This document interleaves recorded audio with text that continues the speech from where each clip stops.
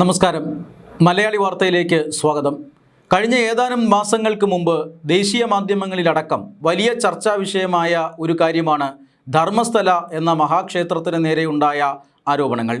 അതായത് അവിടെ 100-ലധികം പെൺകുട്ടികൾ കൂട്ട ബലാത്സംഗത്തിന് ഇരയായിട്ടുണ്ടെന്നും ബലാത്സംഗത്തിന് ശേഷം ഇവരെ അവിടെ തന്നെ കൊന്നു കുഴിച്ചു മൂടിയിട്ടുണ്ടെന്നും ക്ഷേത്രം ഭരണാധികാരികൾക്ക് ഇതുമായി ബന്ധമുണ്ട് എന്നുമൊക്കെയാണ് ഗുരുതരമായ ആരോപണം ഉയർന്നത്. അതായത് അവിടെ ജോലി ചെയ്തു വരികയായിരുന്ന മുൻ ശുചീകരണ തൊഴിലാളിയാണ് ഇത്തരത്തിൽ ഒരു ആരോപണവുമായി രംഗത്ത് വന്നത്. ഇദ്ദേഹം ഒരു തലയോട്ടിയുമായിട്ടാണ് ഇത്തരത്തിൽ ആരോപണവുമായി രംഗത്ത് വന്നത്. നിരവധി പെൺകുട്ടികൾ അവിടെ കാണാതായിട്ടുണ്ട്.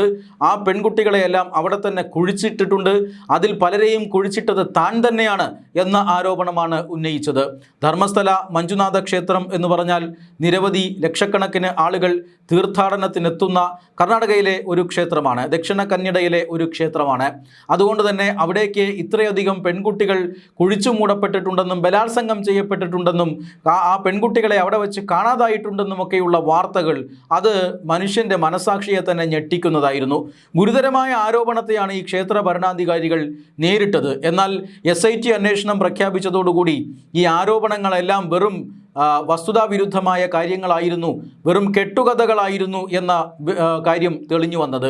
അതായത് സുജാത ഭട്ട് എന്ന് പറയുന്ന ഒരു മുൻ CBI ഉദ്യോഗസ്ഥ തൻ്റെ മകളെ കാണാനില്ല എന്ന് പറഞ്ഞ് അവിടെ വലിയ പ്രശ്നങ്ങൾ ഉണ്ടാക്കിയിരുന്നു. എന്നാൽ ഈ സുജാത ഭട്ട് വിവാഹം കഴിഞ്ഞിട്ട് പോലും ഇല്ലെന്നും അവർക്ക് അങ്ങനെ ഒരു മകളില്ലായിരുന്നുവെന്നും SIT അന്വേഷണത്തിൽ കണ്ടെത്തി. ഏറ്റവും പ്രധാനപ്പെട്ട കാര്യം CBIയിൽ അങ്ങനെ ഒരു വ്യക്തിയെ ഇല്ലായിരുന്നുവത്രേ. അതോടുകൂടിയാണ് കാര്യങ്ങളെല്ലാം പൊളിഞ്ഞത്. പിന്നീട് ഈ വിവാദം അല്ലെങ്കിൽ ഈ ഒരു ആരോപണം ഉന്നയിച്ച ശുചീകരണ തൊഴിലാളി തന്നെ പിന്നീട് അന്വേഷണ സംഘത്തിന് മുന്നിൽ മാപ്പ് പറഞ്ഞു. അതായത് താൻ ഇതെല്ലാം പറഞ്ഞത് വെറുതെയാണ്, തന്നെക്കൊണ്ട് ഇതൊക്കെ പറയിച്ചതാണ്, തൻ്റെ പിന്നിലൊരു സംഘമുണ്ട്, ആ സംഘത്തിന് നേതൃത്വം നൽകുന്നത് പ്രകാശ് രാജാണ്, പ്രകാശ് രാജുമായി താൻ നേരിട്ട് സംസാരിച്ചിട്ടുണ്ട്, പ്രകാശ് രാജാണ് ഇതുമായി ബന്ധപ്പെട്ട കോടികളുടെ പണച്ചെലവ് മുടക്കിയത്. അതായത് ധർമ്മസ്ഥല ക്ഷേത്രത്തിനെതിരായിട്ടുള്ള വ്യാജ പ്രചരണങ്ങൾ, ആ വ്യാജ പ്രചരണങ്ങൾക്കായി ആയിരക്കണക്കിന് വീഡിയോകളാണ് സൃഷ്ടിക്കപ്പെട്ടത്. ഇതിനെല്ലാം കോടിക്കണക്കിന് രൂപ ചെലവാക്കിയിട്ടുണ്ട്. ആ പണത്തിൻ്റെ സ്രോതസ്സ് പ്രകാശ് രാജ് ആയിരുന്നുവെന്നും കേരളത്തിലെ ഒരു മാഡം മുഖേനയാണ് ഈ പണം തങ്ങൾക്ക് കിട്ടിയത് എന്നൊക്കെ പിന്നീട് ഈ പറയുന്ന ശുചീകരണ തൊഴിലാളി തന്നെ ഏറ്റുപറയുന്നത് നമ്മൾ കണ്ടതാണ്. ഇതുമായി ബന്ധപ്പെട്ട അന്വേഷണം തുടരുകയായിരുന്നു. ഈ ശുചീകരണ തൊഴിലാളി ചൂണ്ടിക്കാണിച്ച ഇടങ്ങളിലെല്ലാം SIT സംഘം കുഴിച്ചു പരിശോധന നടത്തിയിരുന്നു. അങ്ങനെ പരിശോധിച്ചപ്പോൾ ഏതാണ്ട് 5ഓളം മൃതദേഹങ്ങളുടെ അവശിഷ്ടങ്ങളും ലഭിച്ചിരുന്നു. ഈ മൃതദേഹ അവശിഷ്ടങ്ങളെക്കുറിച്ച് ക്ഷേത്രം ഭരണാധികാരികൾ തന്നെ അന്നൊരു വിശദീകരണം നൽകിയിരുന്നതാണ്. അതായത് അവിടങ്ങളിലേക്ക്, അതൊരു താഴ്ന്ന സ്ഥലമാണ്, മലമുകളിൽ നിന്നും മറ്റും ഈ നദിയിൽ ധാരാളം മൃതശരീരങ്ങൾ, ആത്മഹത്യയും മറ്റും ചെയ്യുന്നവരുടെ മൃതശരീരങ്ങൾ ഒഴുകി വരാറുണ്ടായിരുന്നു. അവരെ ഈ ക്ഷേത്ര ഭരണാധികാരികൾ തന്നെ മുൻകൈ എടുത്തുകൊണ്ട് അവിടുത്തെ തദ്ദേശ സ്ഥാപനങ്ങളെയൊക്കെ അറിയിച്ച് അവിടെ തന്നെ സംസ്കരിക്കുന്ന ഒരു രീതി മുമ്പുണ്ടായിരുന്നു. പിന്നീട് അതവർ നിർത്തി. ആ രീതിയിൽ അല്ലെങ്കിൽ ആ സംസ്കാരത്തിൻ്റെ ഭാഗമായിട്ടൊക്കെയാണ് മൃതദേഹ അവശിഷ്ടങ്ങൾ അവിടെ ഉള്ളത് എന്ന് ക്ഷേത്രം വിശദീകരിച്ചു. അങ്ങനെ കണ്ടെത്തിയ 5 മൃതദേഹങ്ങൾ, ആ മൃതദേഹങ്ങളുടെ 3 പേരെ ഇപ്പോൾ തിരിച്ചറിഞ്ഞിരിക്കുകയാണ്. അതായത് SIT തെരച്ചിലിൽ കണ്ടെത്തിയ 3 അസ്ഥികൂടങ്ങളിൽ 2 എണ്ണം വയോധികരുടെയും 1 എണ്ണം 27 വയസ്സുകാരൻ്റേതുമാണ് എന്ന് DNA പരിശോധനയിലൂടെ ഇപ്പോൾ തിരിച്ചറിയപ്പെട്ടിരിക്കുകയാണ്. കുടക് ജില്ലയിൽ വിരാജ്പേട്ട് താലൂക്കിലെ ഷെട്ടിഗേരി ഗ്രാമത്തിൽ നിന്നുള്ള UB അയ്യപ്പ 70 വയസ്സുള്ള UB അയ്യപ്പ, തുമക്കുരു ജില്ലയിൽ ഗുബ്ബി താലൂക്കിലെ ദസരകള്ളഹള്ളിയിൽ നിന്നുള്ള ആദിശേഷ നാരായണ 27 വയസ്സുള്ള ആദിശേഷ നാരായണ, കോലാർ ജില്ലയിൽ ശ്രീനിവാസൻ താലൂക്കിൽ മീശനഹള്ളിയിൽ നിന്നുള്ള കൃഷ്ണപ്പ 85 വയസ്സുള്ള കൃഷ്ണപ്പ എന്നിവരുടെ അസ്ഥികൂടങ്ങളാണ് കണ്ടെത്തിയിരിക്കുന്നത് എന്ന് അന്വേഷണ സംഘം കണ്ടെത്തിയിരിക്കുകയാണ്. ധർമ്മസ്ഥല ബംഗ്ലഹുഡയിൽ നടത്തിയ തെരച്ചിലിൽ പ്രത്യേക അന്വേഷണ സംഘം 7 അസ്ഥികൂടങ്ങളാണ് കണ്ടെത്തിയിരുന്നത്. ഇതിൽ 3 എണ്ണമാണ് DNA പരിശോധനയിലൂടെ ഫോറൻസിക് സയൻസ് ലബോറട്ടറി സ്ഥിരീകരിച്ചിരിക്കുന്നത്. അസ്ഥികൂടങ്ങൾക്കൊപ്പം കിട്ടിയ ID കാർഡുകൾ പിന്തുടർന്ന് SIT ബന്ധുക്കളെ കണ്ടെത്തുകയായിരുന്നു. അങ്ങനെയാണ് ഈ ആളുകളെ തിരിച്ചറിയാനുള്ള കാരണമായി മാറിയത്. അതായത് ഈ നേരത്തെ പറഞ്ഞ മുൻ ശുചീകരണ തൊഴിലാളി ധർമ്മസ്ഥലയ്ക്കെതിരെ ഗുരുതരമായ ആരോപണങ്ങൾ ഉന്നയിച്ചപ്പോൾ അദ്ദേഹം ചൂണ്ടിക്കാണിച്ചത് ഇവിടെയൊക്കെ പെൺകുട്ടികളെ കുഴിച്ചിട്ടിട്ടുണ്ട് എന്നായിരുന്നു.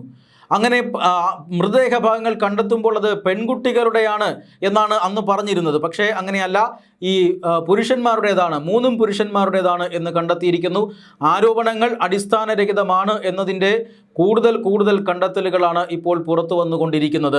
അതായത് ധർമ്മസ്ഥലയ്ക്കെതിരെ വലിയ ഗൂഢാലോചന നടന്നിരുന്നു എന്ന് വ്യക്തമാണ്. ഈ ഗൂഢാലോചന എന്തിനു വേണ്ടിയായിരുന്നു എന്നതാണ് ഇപ്പോഴും ഉയരുന്ന ചോദ്യം. ആരായിരുന്നു, എന്തിനു വേണ്ടിയിട്ടായിരുന്നു ഇങ്ങനെ ഗൂഢാലോചന നടത്തിയത് എന്നതാണ് ഇപ്പോൾ പ്രത്യേക അന്വേഷണ സംഘം അന്വേഷിക്കുന്നത്. അതായത് ഇവർ ഈ പറയുന്ന 100 കണക്കിന് പെൺകുട്ടികളെ തിരഞ്ഞിറങ്ങിയ പ്രത്യേക അന്വേഷണ സംഘം ഇപ്പോൾ അവിടെ മരിച്ചുപോയ, മൺമറഞ്ഞുപോയ ആൾക്കാരുടെ ഈ ശവശരീര അവശിഷ്ടങ്ങൾ തോണ്ടിയെടുക്കുന്ന തിരക്കിലാണ് എന്നുള്ളതാണ് ഏറ്റവും പ്രധാനപ്പെട്ട കാര്യം. ധർമ്മസ്ഥലയ്ക്ക് നേരെ ഉയർന്നിട്ടുള്ള എല്ലാ ആരോപണ കോട്ടകളും പൊളിഞ്ഞു വീണുകൊണ്ടിരിക്കുകയാണ്.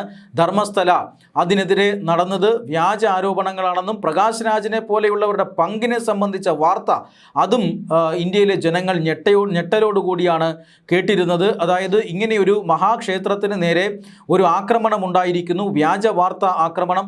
9000-ൽ പരം വീഡിയോകളാണ് ഈ ധർമ്മസ്ഥലയുടെ അധികൃതരുടെ പരാതിയെ തുടർന്ന് സുപ്രീം കോടതി ഡിലീറ്റ് ചെയ്ത് കളഞ്ഞത്. അത്രമാത്രം വ്യാജമായ ആരോപണങ്ങളാണ് ധർമ്മസ്ഥലയ്ക്ക് നേരെ നടത്തിയത്. അവിടെ പോപ്പുലർ ഫ്രണ്ട് പോലെയുള്ള തീവ്രവാദ സംഘടനകളുടെ ശക്തി കേന്ദ്രമായിരുന്നു. അതോടൊപ്പം തന്നെ ഭൂമാഫിയയുടെ ഒരു കണ്ണ് ആ ഭാഗങ്ങളിലുണ്ട്. അതുകൊണ്ട് തന്നെ അവിടെയുള്ള മഹാക്ഷേത്രത്തെ നശിപ്പിക്കുക, അവിടേക്കുള്ള തീർത്ഥാടകരുടെ ഒഴുക്ക് തടയുക, ഇതൊക്കെയാണ് ഈ വ്യാജ വാർത്തയ്ക്ക് പിന്നിലെന്നാണ് സംശയം. അവിടെയുള്ള വലിയ രീതിയിലുള്ള ഭൂമി അത് കൈക്കലാക്കാൻ ആരോ ശ്രമിക്കുന്നുണ്ട് എന്നും ഈ ഗൂഢാലോചനയുടെ ഭാഗം, അല്ലെങ്കിൽ ഈ ഗൂഢാലോചന അതിൻ്റെ ഭാഗമാണ് എന്നും ഇപ്പോൾ ആരോപണം ഉയരുന്നുണ്ട്. എന്തായാലും ധർമ്മസ്ഥലയ്ക്കെതിരായിട്ടുള്ള ആരോപണങ്ങളെല്ലാം പൊളിഞ്ഞു പാളീസായിപ്പോയി. ധർമ്മസ്ഥലയിലേക്ക് നടത്തിയത്, അല്ലെങ്കിൽ ധർമ്മസ്ഥല ക്ഷേത്രം അധികൃതർക്കെതിരെ നടത്തിയത് അതിനീചമായ ആരോപണങ്ങളായിരുന്നു. കോടതി ഇപ്പോൾ അതിനെ സ്ഥിരീകരിക്കുന്നുണ്ട്. ഈ DNA പരിശോധനാ ഫലം അത് സ്ഥിരീകരിക്കുന്നുണ്ട്. മാത്രമല്ല പ്രത്യേക അന്വേഷണ സംഘം ഈ ഗൂഢാലോചനയ്ക്ക് പിന്നിൽ പ്രവർത്തിച്ചവരെ കണ്ടെത്താനുള്ള വലിയ അന്വേഷണത്തിലുമാണ്.